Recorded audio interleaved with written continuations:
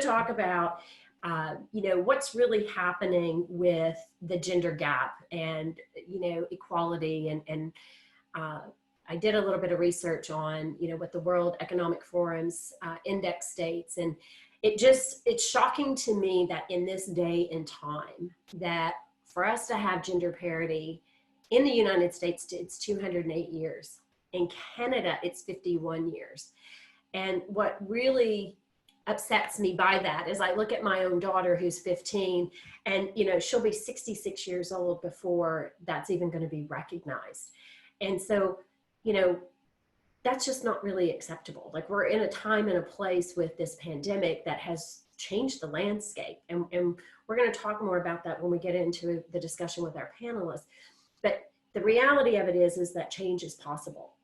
And there's so much evidence that shows us that the importance of when you have diversity, the improvement and innovation in our organizations or our own companies substantially increases. The fact that we have better risk management, we have higher revenues, we have more employee engagement. There's so much data and so much evidence that shows us why this is the right thing to do. But yet we continue to stall that. And this panelists that I have put together here are really going to, bring some thought into how we start to change that and what their thinking is with their own organizations on some of the things that they're doing to make a difference. So I thank you for all being here. And today really is about how we take that action. So I'd like to introduce you to our panelists. Hopefully you were able to read their profiles. They all three have incredible backgrounds, but joining us on the phone is Jennifer Laidlaw. She is she's in charge of inclusion partnerships at CIBC. She was brought in by Victor Dotage to, really make a difference and make a change in CIBC with respect to diversity and inclusion. And Jennifer can talk about just a little bit of that herself to explain her role. We also have Sadevi Mukherjee Gatti, and I hope I said that right, Sadevi. I was practicing. And Sadevi is also, she leads the diversity and inclusion and is a partner in the legal counsel at Pallet Vallow, fabulous law firm. If you haven't heard of it, I've done lots of work with them myself. And Sadevi was gracious enough to join us and share her points of view on diversity from many different angles. And then we also have Charles Lewis, Charles being our, male who has completely stepped up and has put himself in the line of fire. But he can hold his own. We had a great conversation last week. If you didn't hear Sadevi talking earlier, it was quite lively and I wish I had recorded it. But Charles is the VP and Chief Technology Officer for TELUS Health. So I welcome all of you. Please, again, audience, if you will put any questions you have in the chat, we will make sure those get answered as we go. And if you guys are ready, we will get started. So, and I think Jennifer said she got her video on. I'm scanning to see if I see her. It says Jennifer's iPad. I don't think she's there right now, Vicki. I'm here. I don't know why. What is blocking? Oh, I might have to do my camera the other way. I'm on my iPad now instead of my, there we go. Oh, there she is. Beautiful. Hi, Jennifer. Hi. Terrific. So I am so excited that I have all of you here. And I know our audience is super excited to be able to learn from you. So if we can, let's just start with sort of a state of the nation of where we are today and, what's happening in your businesses with the pandemic and how that's impacting diversity. And maybe Jennifer, I'll just get you to start us off.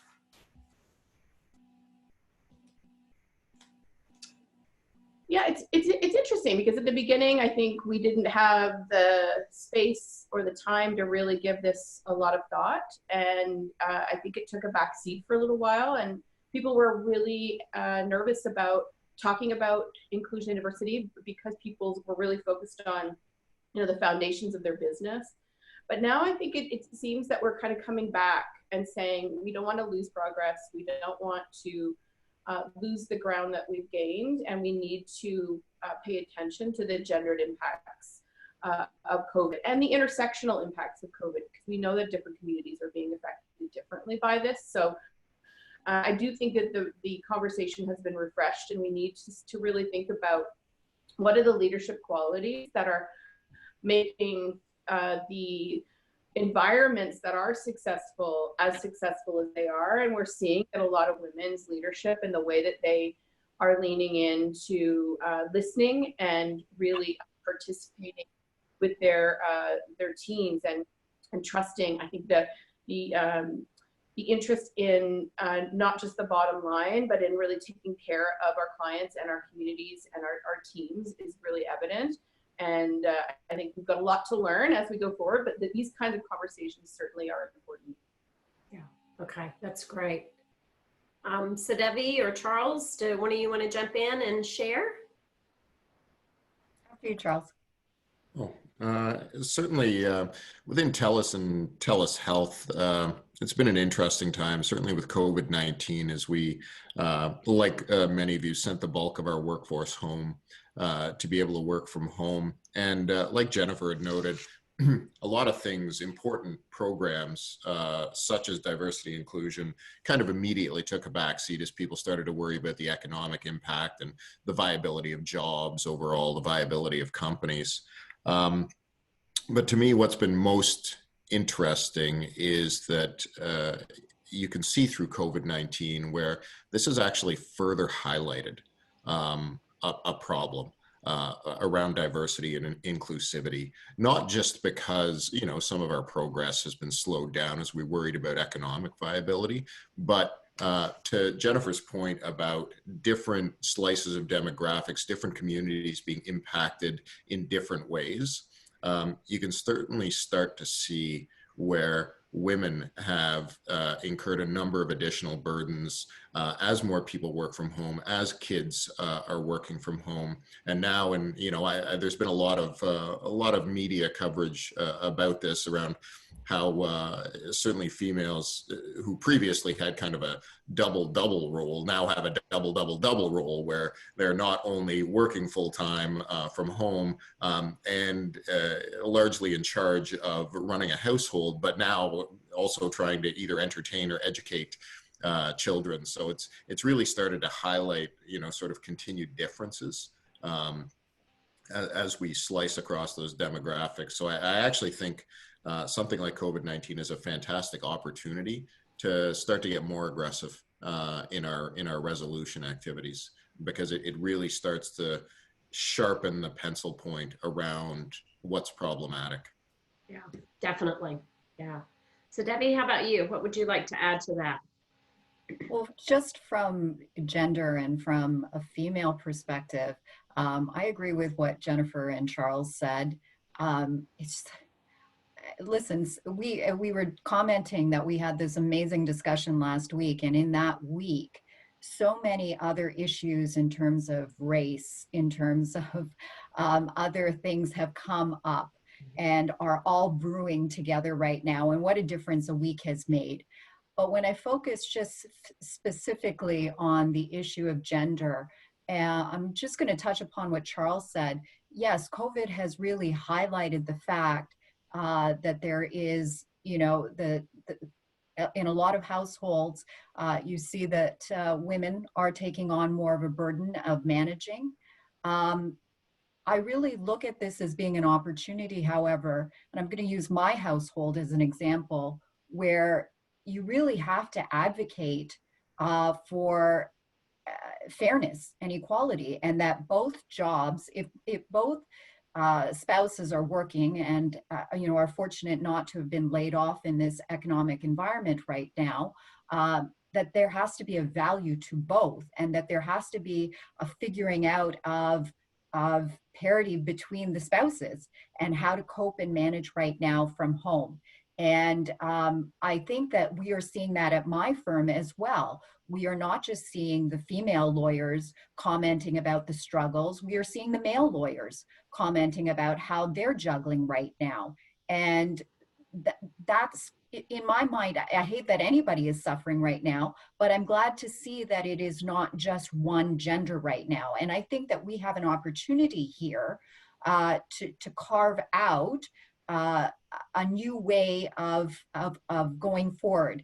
Because in our discussion last week, my biggest concern is that we are going to take so many steps backwards from whatever advances we have made, and that unfortunately economics prevail. If you have a household where going forward now for the summer, let's say the summer, uh, that both spouses are now given the opportunity to return to work, but childcare is an issue, then you are looking at the spouse that is making lesser amount of money. And given the statistics that we see, even if you have two professionals, the reality is that the woman is probably going to be making a lesser amount. And is that going to therefore be a factor in deciding who stays home? And then you lose all of those advances.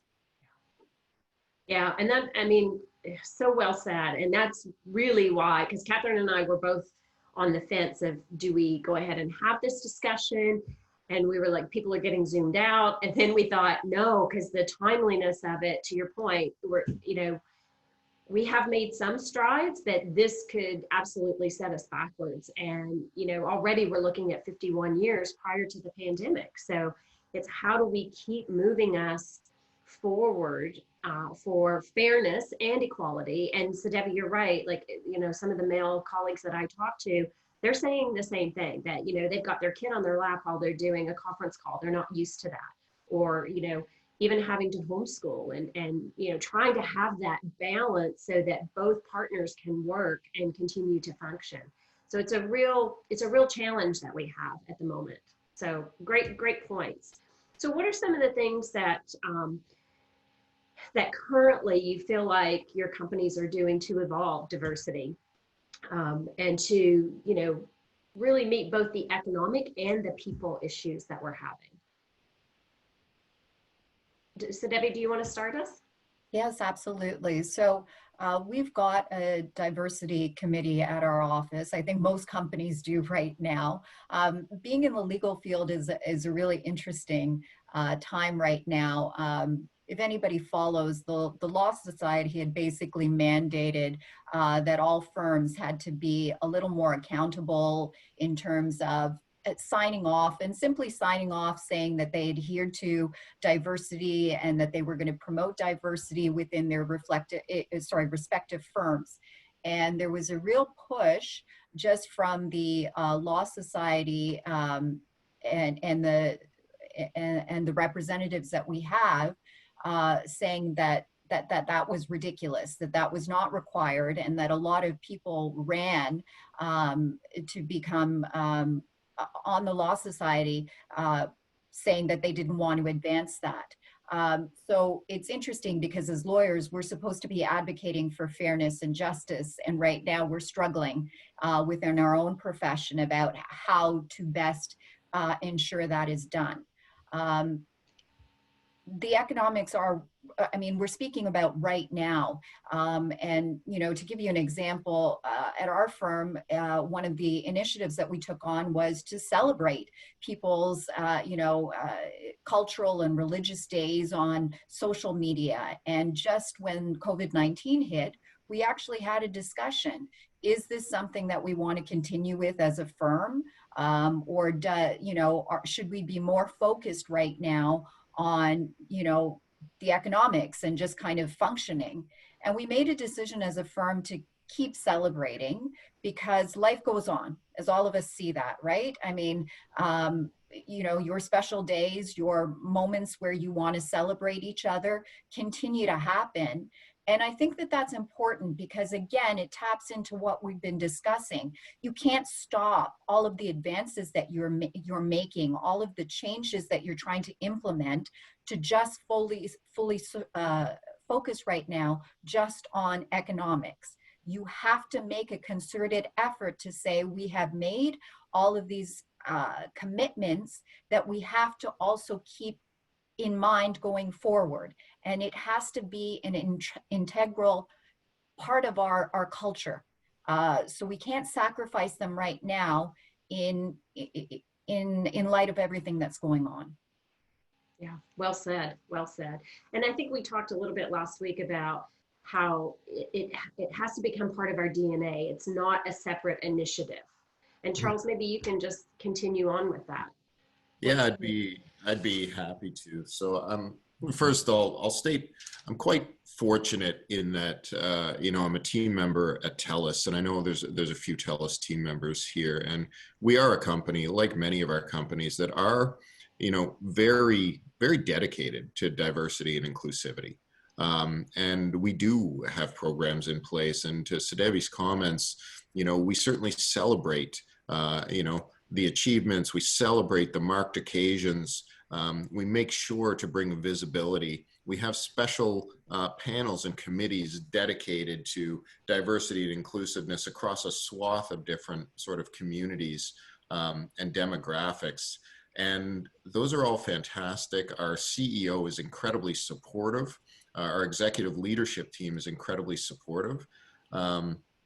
The issue I have, and we talked a little bit about this last week when the four of us were together, is it's great, but it's not enough. The concept of celebrating something that is, as we celebrate, say, International Women's Day, or we celebrate Black History Month, in some ways, and you'll forgive my blunt nature, it's who I am. We perpetuate this myth that we are doing someone a favor, that we are saying, we recognize things aren't great, so here's kind of a set of appreciations, and does it last longer than that day? Does it last longer than that month? I think we have to be truthful with ourselves that often it does not.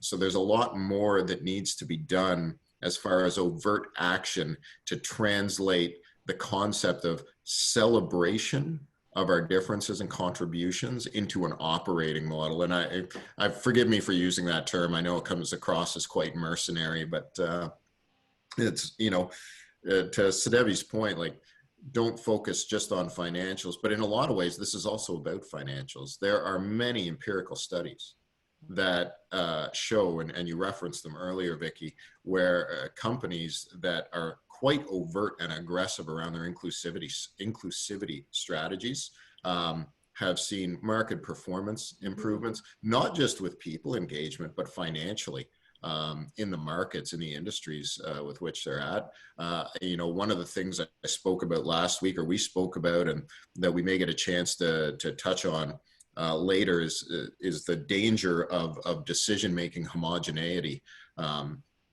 that can come out of things like this. So I know that was a bit of a long-winded answer about sort of what are we doing about it, and TELUS Health are doing some amazing things, but those amazing things are nowhere near enough.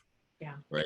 Because we continue to, through our amazing things and the approach we're taking to date, and this is probably true in many companies, we perpetuate this idea that a celebration or a recognition is enough.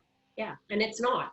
It's not. It can't be something different. It can't be something unique. It has to be every day. Yeah. But to that point, if you don't start there, because I will say, when I started off in the legal career, just even when I started working, to even have a discussion about what were non-Christian holidays was not the norm. You only got time off for the recognized Christian holidays.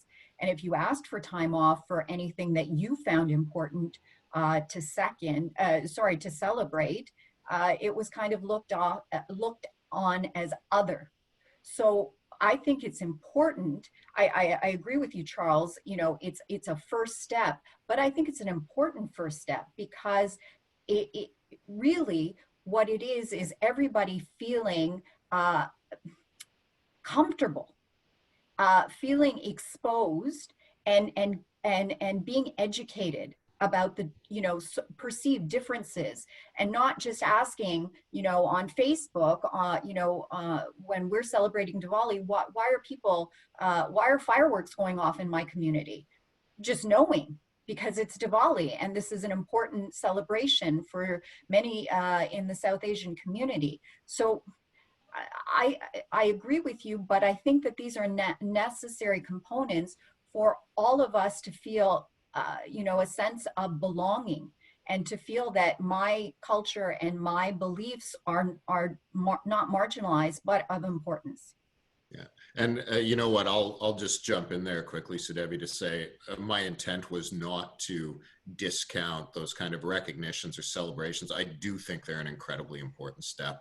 Um, I find it interesting that we talk about an issue like this in some ways differently than we talk about a financial issue with a company. And if we recognized as an operating company that, hey, we've got a revenue problem, I guarantee you the focus being put on that, the programs to be put in place, the aggressiveness with which any company approached that particular issue kind of outstrips how we're approaching something like this. And that was really my only point, was not to discount the steps we are taking, which are important and are necessary, but simply to say, while important steps, it's a road that goes further than where we've gone today. Okay, good. So since we're talking about how we create that sense of belonging and that connection especially through the pandemic, this has become a really important piece. What do you think is going to happen to the companies that are not recognizing or not solving these people-centric challenges? Jennifer, you want to lead us on this? Sure. Yeah, and I will say, I think what really is emerging out of the conversation we just had with the focus on voices, I think, is really critical, and perspective. And I think what the risk is for companies going forward who are predominantly relying on one perspective, one experience, they're going to get it wrong. And I think that that's the thing that we really need to focus on. And I would say there's a couple of things that are prevalent in my mind right now. One is that it's not just about talent, it's also about the way we work on our products and services, and whether or not we're thinking about products and services from an intersectional perspective. And there is a great report, if anyone's interested, called "Are You Missing Millions?" And it was published in the UK, I think late last year, by the 30% Club and EY. And it's essentially saying many companies are leaving millions on the table because they're not taking into consideration everyone's perspective around products and services. And if you've read Invisible Women, you'll know what I'm talking about. The other thing, I think that there's huge opportunity for companies to really lean into the experience. And so Debbie was kind of talking about that, like, how does my experience actually play out, and what Charles says, more day to day and not once a month, once a year, or something like that. And the thing that I'm really excited about within CIBC is that we started early in the pandemic, once we kind of got our footing, to create what we're calling listening exercises. And we're engaging we have 10 employee resource groups. And we're engaging them in a listening exercise. And it's not the community talking to the community, it's the community talking to senior leadership within CIBC, talking about and sharing in a safe space their experience of COVID. So one example was, we did one with persons with disabilities. As a person on our team who's also a client, what are your challenges? What are the opportunities that we have as a bank to step into this, as an employer to step into this? And having those conversations with senior leaders who don't share those experiences, so that it opens things up. We're doing one now this week, obviously, around all of the anti-Black racism that's been happening in North America, really wanting to lean in and hear from our employees, who are also our clients, about what we can do differently. So I think that those are opportunities for companies to get things right, and listening is a really big part of that. Okay, great. Thank you. Thanks for sharing that. So Debbie, do you want to add to that? I I feel right now that having a voice is important. Being given those opportunities is important right now. Um, and as Charles said, it can't just be one voice that is directing a company. It really has to be a multitude of voices. And I think right now, especially in the pandemic and going forward, valuing our employees in on multi levels is really going to differentiate employee loyalty to companies, and feeling valued on many levels and feeling that your voice is being heard on many levels, I think is going to become a defining role for the interplay between employees and employers going forward. We are seeing now that whatever antiquated views we had about working from home um, have been um, uh, have been eliminated from the legal perspective. You know, at Palette Valo, we jumped in right away. We set up all of our staff to work from home, but we have also been listening. You know, I know everybody is zoomed out. But at the same time, when we do have our meetings and allow people to just speak freely, you can see that there is a weight being lifted, that they're not being judged, but they feel that there's a community that's being developed within their workplace, that we really need to ensure going forward, we don't just revert back to our singular office environment, but that sense of community goes forward. Yeah, that's lovely. Well said, Debbie. And you know what? I think that's one of the gifts that the pandemic has given us is it has opened our minds and our eyes to how we can work differently. And we talked about this last week. You know, there was always this fear of old traditional leading that, you know, oh, if people are working from home, they're not working. And we all agreed that people are working 10 times harder working from home. So we have opened those doors. And to your point, creating that community and really ensuring that you're connecting with your employees is absolutely critical. So thank you. Thank you for sharing that. So I'm going to switch gears just a little bit, and I'm going to put Charles in the hot seat. So Charles, what are some of the key leadership lessons that you think men can actually learn from women, and why? And I know you joked last week when I asked you this, that let's, I'd really love to hear that, because we know that there's some good lessons to be learned. Yeah, well, I love that question and I hate that question. Because the reality is, if people like me were truly learning those lessons, we might not be having this conversation today. First of all, I do want to applaud Sudevi for her last response. If we as leaders lose the lessons out of this pandemic, then we will have failed to capitalize on an opportunity. And I got to be honest, as human beings, we're particularly good at forgetting the things we learned during crisis times. We're really good at applying them in the short term and really bad about having that sort of sustained excellence to keep them going forward. So I thought that was a fantastic response. Both Jennifer and Sudevi touched upon the dangers of homogeneity of decision making. And this is, I wanted to start my answer a little bit with this. People who are largely, evolve through the same formative set of experiences tend to make decisions the same way. And the things that formed me, the experiences that formed me, I can tell you are not exactly the same as experiences that formed people who look like me, but in a macro sense, they are often largely similar. And that sort of forms your decision-making process, whereas the experiences that formed you, Vicky, or you, Jennifer, or you, Sudevi, or any of the people on this call are different. And that differs in how you make decisions. So, what can we learn is what we really need to learn is to be able to be, to embrace the experiences, but more importantly, the decision-making frameworks that people who are not like us or like me use going forward, because you touched on a couple of different things. Jennifer especially brought it out around, are you leaving millions on the table? But like, that's even a broader discussion than financial, right?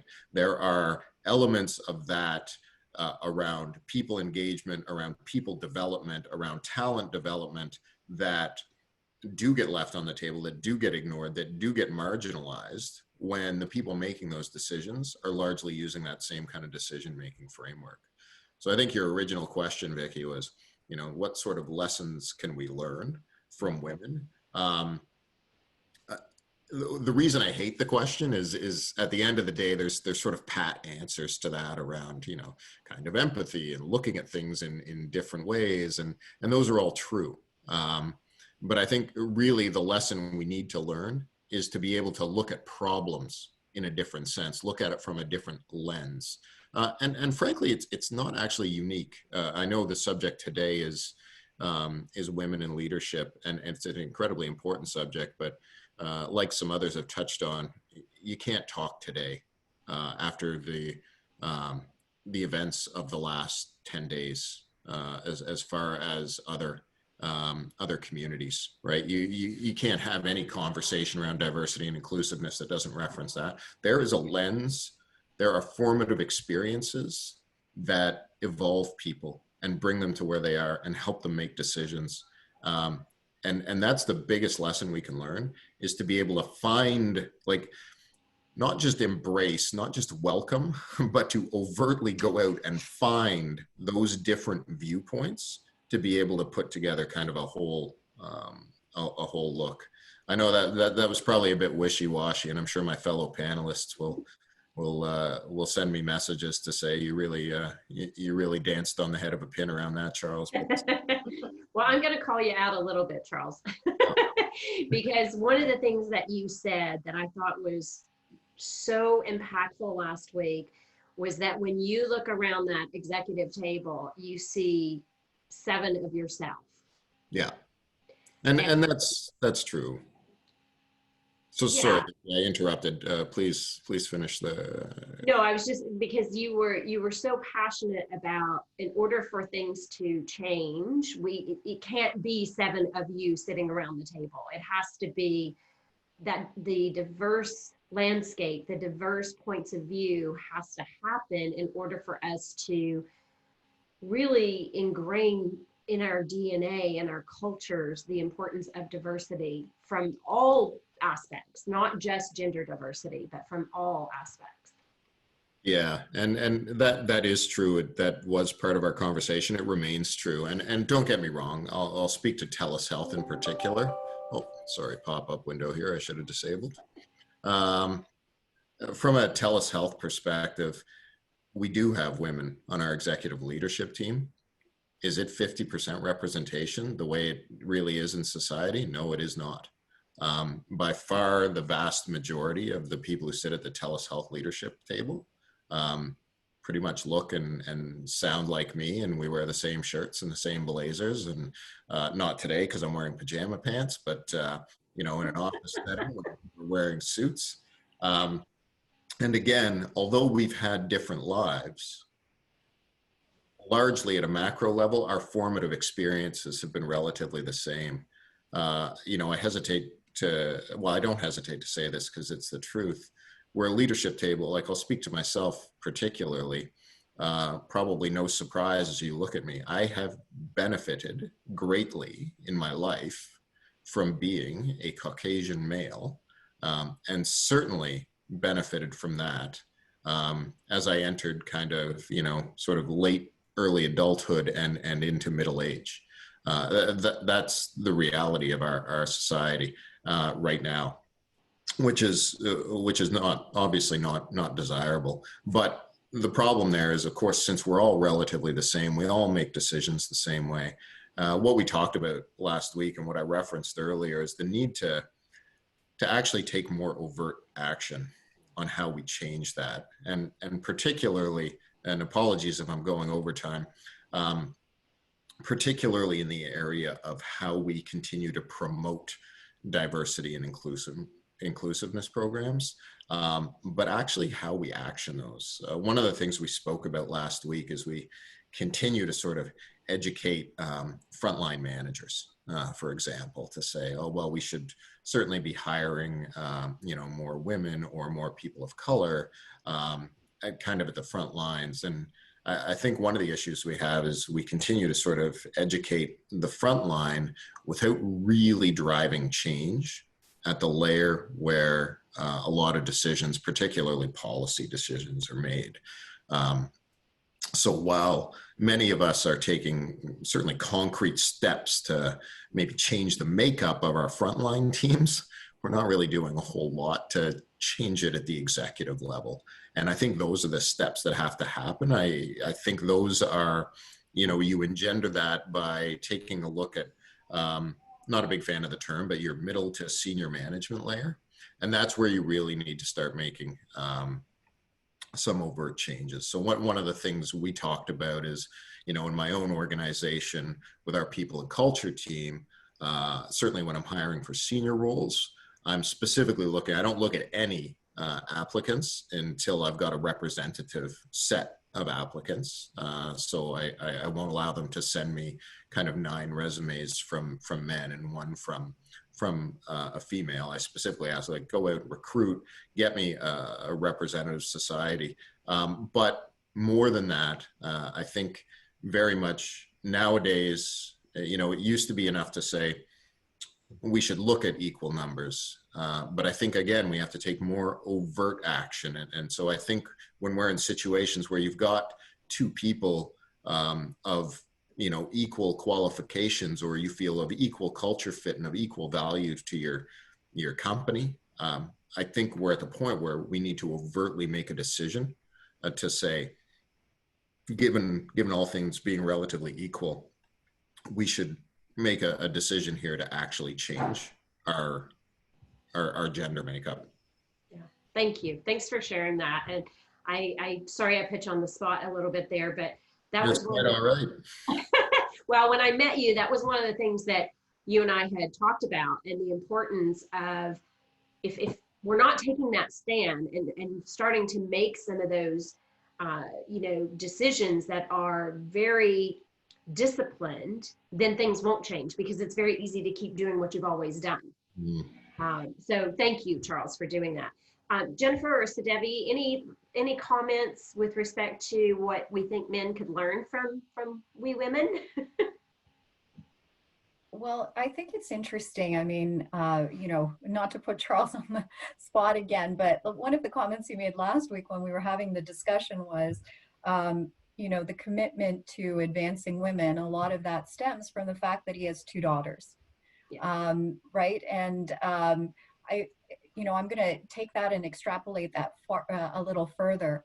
I think that for a lot of men, that is a driving decision in terms of trying to ensure that there is some diversity in terms of gender at firms, because there is a connection that they see with their children or a relative or somebody close to them that can put them in the mindset and see what that future of that individual may be if changes are not made. And so just to touch upon diversity, though, it's not just a male-female. It is based on culture. It is based on race. It is based on sexual orientation. And so my concern is that there are a lot of people there in the world who don't have that other motivating factor. Like, they don't have anybody in their family who's of a different race or from a different culture or from a different sexual orientation. And therefore they don't become invested in ensuring that there is advancement in all of those other groups. And so, that's my concern. How do we address that in a fair way? Because as Jennifer and Charles both pointed out, having different points of view make your companies viable, right? Make you much more economically strong. So then it does come down to some accountability, when we as consumers are making decisions about what companies to use, then I think that there has to be accountability on the consumer point of view. And that's when you will start to see change. You know, I chose to come over to Palette Valo because in the history of their managing partners, they've had 2 female managing partners and 1 managing partner of a South Asian background. In the legal community, that is an anomaly.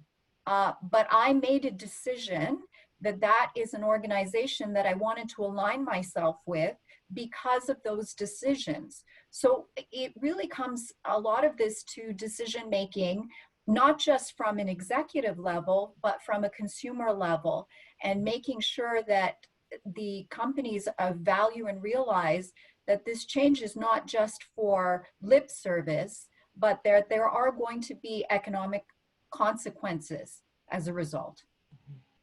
Yeah, very well said. And you're absolutely right. Like that, it does give you a competitive advantage, and your clients, your customers are looking at, you know, how diverse are you, and are you understanding their needs?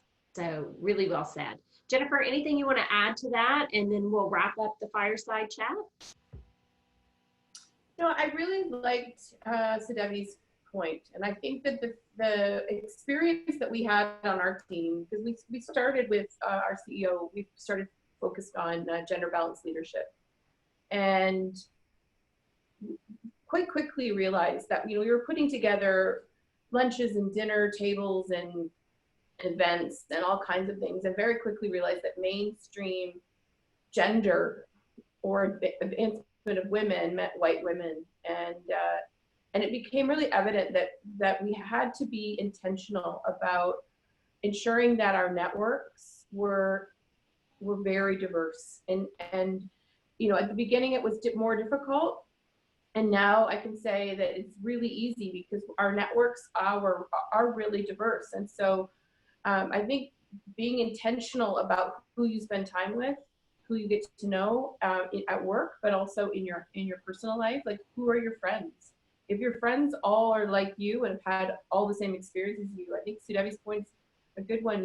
You're not going to have a personal connection to some of the differences that you can celebrate on a regular basis. And you know, who's in your family? You can't change your family, but you can change your who do you really care about family, and get to know people and celebrate with them in the ways in which they celebrate things. And I think when you do that, you get that personal connection.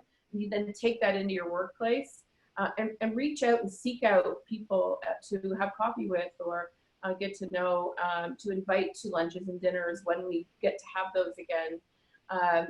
You know, making sure that your events appeal to a variety of people and not just one sort of person. Those are, I think, certainly ways that we can take action personally and really hold ourselves accountable for how we spend our time and who we spend our time with. Awesome. Thank you. Thank you all. We could just keep talking to you guys the rest of the day. Some great comments, some great feedback. I did see some questions come through. We have gone over a little bit, so I'm going to circle back with if any questions that are directed to one of you specifically. I'll email those to you, and then we'll get the answers to the person who asked, if that's okay. I'd like to invite Catherine to, you know, step in and speak for a few minutes and talk about the Ted Rogers School of Information Technology. So Catherine, if I can turn things over to you. And thank you, all of our panelists. You guys were awesome, as I expected. Great, thank you very much. Before I give a quick intro to our school, I just wanted to make some comments to maybe try to synthesize some of what we've heard to lead us into the breakout sessions. Certainly, the panelists talked about a new way of going forward, and it's incumbent to us all, I think, to figure out what this new way looks like. How do we get there? The events that are happening primarily in the US, but increasingly around the world now, with respect, starting with Black racism, but going beyond that, really demonstrate, adding on to the information that we're already learning through the pandemic, that the status quo isn't working. For racialized people, it's not working. For gender, the gendered issues are being highlighted. So this is, as our panelists said, an opportunity that we have to think about changing things. And one of the points that is really important that was mentioned at the outset is that companies still often think of diversity as something that is not a core part of the business. And so it was mentioned that it got set to one side while the initial focus was on revenues and other things. But we've heard from the panelists, and I think we all know, that you can't separate attention to diversity from issues of building a business and ensuring that you are on track with your revenues. I also thought the discussion about celebrations was really interesting because it highlights the tension around where we want to get to and the steps that we need to take to get there. And so the panelists agreed that celebrations are valuable. They allow for an opportunity in some ways, I suppose, for some people to ease them in to some of these broader conversations that frankly are difficult for some people who haven't been particularly broadly exposed to diverse ways of thinking or people from diverse backgrounds. But it is problematic that we think it's enough to celebrate, to pat ourselves as organizations, pat ourselves on the back and say, well, we've celebrated this particular group. We've had an event for women. We've done what we need to do, and we should be congratulated. So it's a start, absolutely, but big questions, I think, going forward are how do we move on from that? And I think the issues around lessons from the pandemic and community building, how do we maintain what it is that we are developing now, and how do we maintain the positives? Those are also things that we're going to need to think very carefully about. How do we truly embed them in our cultures and our actions going forward? The closing comments that were made around the lessons that men might take from women, and maybe more broadly, how are those lessons embedded in corporate ways of thinking and doing? I think it's absolutely essential to be overt as leaders in efforts to increase the diversity of the workforce, and recognizing that diversity has many flavors. It's not just gender. We've talked about the racial, sexual, and so on. So many aspects that we're looking at, and the intersectionality is important as well.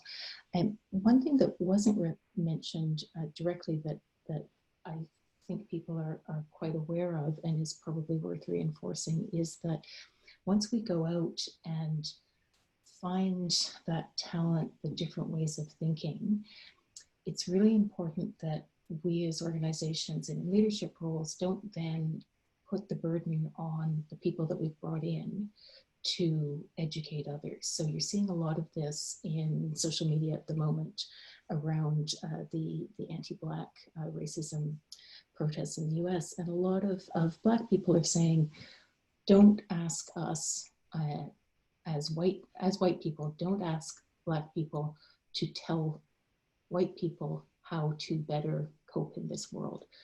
Don't put the burden on the Black people to educate white people.